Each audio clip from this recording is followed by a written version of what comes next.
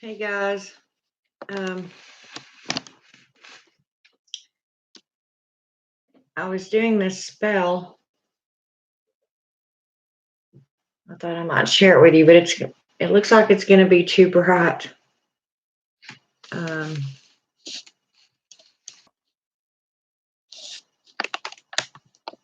don't know.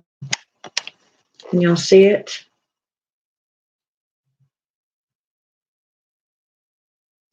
Let me see.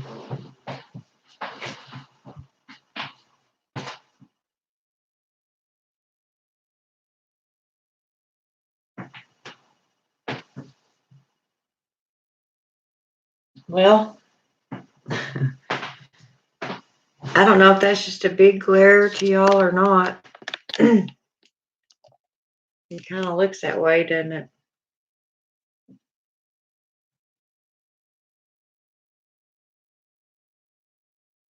Yeah. As usual, I'm in my work clothes again, so I'll just tell you right quick what I've done here. I use everything in my kitchen off and on for my spells. Um, this is actually a deviled egg holder, pure lead crystal. And I'm doing a spell. Tomorrow I have an exam to take for an even better job. And I really, really need this job, but I have to pass this exam first. And the bad part about it is they don't tell you what it's on. It could be anything. So it made me a little nervous. So I consulted Hecate and we just did a spell. Now, you can't really see. I don't know why everything is so bright. I don't even have that many candles here. These two candles, this is how my altar is set up. Of course, I have Hecate here. And she's sitting on her sigil. And then I have a clear quartz in front of her.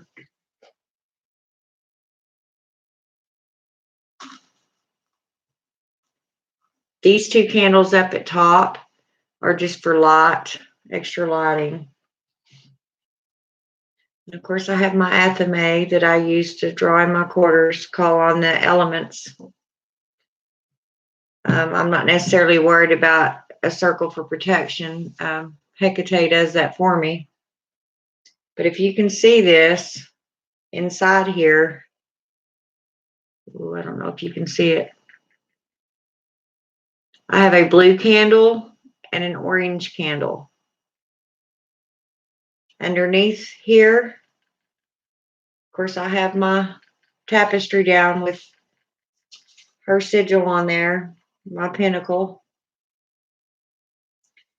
I have my petition that I wrote out, and I put it underneath here. Now, in certain around these candles, I have a clear quartz, I have an amethyst, I have petrified wood, and I have fluorite. The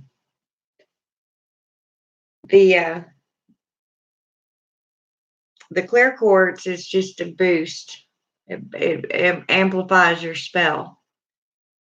The fluorite and the amethyst both. Well, the amethyst will give you calming energy during your test and clarity and focus, while the fluorite will also give you clarity and focus. The petrified wood is a grounding stone. So I figured that would, keep me grounded and centered. I'm not thinking, of all other things and floating around everywhere, but looking at my paper, what I need to be looking at.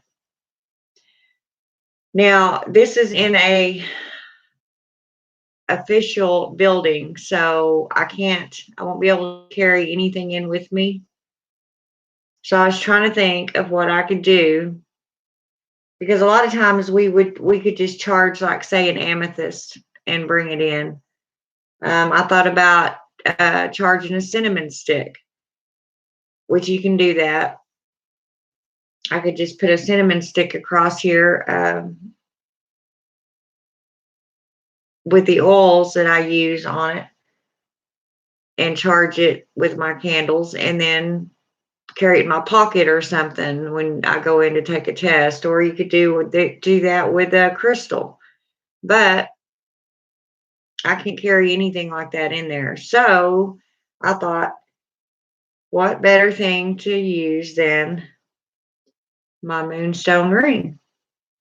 Number one, I'm very moon energy oriented. It's a personal stone to me. I was actually born under a moon sign. Um, and I know you probably don't know what the moon sign, what I'm talking about, but I'm not going to tell you about all that right now. I thought, well, I'll charge it, and then tomorrow I'll just wear it. Now, my oils that I have on my candles, I've mixed a bunch of my different oils that I already have made up, and I just put them in a little bitty bottle, shook it up, enchanted it, and then put them all. I used my selenite oil. That is a major booster in your oils. It just kind of like the clear quartz crystal does. It amplifies everything. I used my success oil. And of course, I have some oil that I made up for Hecate that I put in there. And then I used fast luck oil and some amethyst oil. Can't get enough of that calming energy to calm the nerves before you take a test. Because a lot of times you know the answers, but you're so nervous and doubting yourself that you forget. You just go blank. I do that talking to y'all.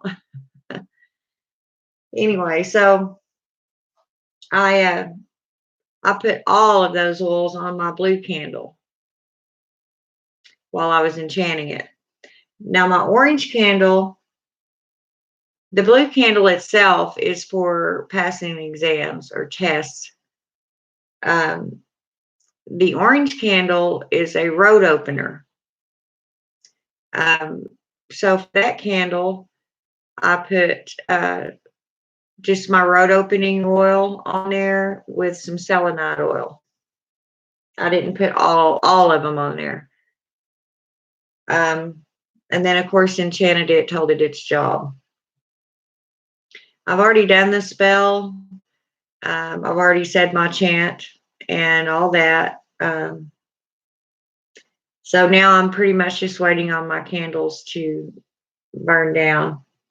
I don't know. I really hope y'all can see this. It just looks so. Well, maybe Hecate's saying, well, they don't need to see it. I don't know. But it's not that close. I don't get it. I guess I'll see whenever I relook at this video. I do all my stuff live, so. And I have a selenite sphere up here. Can't have too much energy, I'll say. And I'm burning my incense back there, so it blows over here towards Hecate. And here, I've been burning my little cone. It's a full moon. It just happens to be what I would consider the second night of the full moon. Last night would have been the first night, and then tonight, and then tomorrow night, the day after what it says on the calendar. So, and it's beautiful. If you haven't looked at it, this is actually about 1:20 in the morning on April 19th. Um, it just happened this way. Nothing was planned, but it happened to be a full moon. So I'm even getting that energy and using my moonstone. So what better way for a better thing to have with me while I take my test tomorrow, huh? So I've been burning my little cone full moon incense that I have. And just sitting here thinking, that's all you do. After you put your intent into your candles and you get them to burning, then that's pretty much all there is to it. I'll just kind of sit and think about, you know, what I want to happen, and I imagine myself after it's happened, what I'm doing with it, and I just kind of daydream, I guess you could say. I thought I was sitting here and I thought, well, y'all haven't seen me do an actual spell yet. I don't really like putting my spells up, but because of all the negative energy, anybody doubts it, whatever, it can mess up your spell. But by the time you see this, my spell will be done. And the most important part of it's done now anyway. Now it's just, getting it out there. Now when the candles they're almost burnt down, I will take my petition and I will burn it. There's a lot of different ways that you can do that. Some people burn the candles right on the petition. I don't do that. But they'll burn them right on there and then fold it up like in a little envelope and bury it. Well, if I buried every spell in my backyard that I've done in the last 3 years, I wouldn't have any more space to to bury anything. I'd have holes and grass dug up all over my yard. So most of the time, especially during the summertime, when it's warm out there, I have a cauldron pit out there that I go and do a lot of my spells, and I'll burn them in that. I destroy most of my stuff with fire. And to me, that's really putting it out into the universe. And that way nobody else can get to it or read it or whatever. But I use these little chime candles. You can use bigger candles. You can get one of each. You wouldn't need much bigger though. I mean, you wouldn't want one of these Yankee candles, or any big jar candle. Those things will burn for months. I usually just use a chime candle, the little chime spell candles. Sometimes I've got some that are a little bit bigger, but I don't use the big taper candles either on this kind of stuff.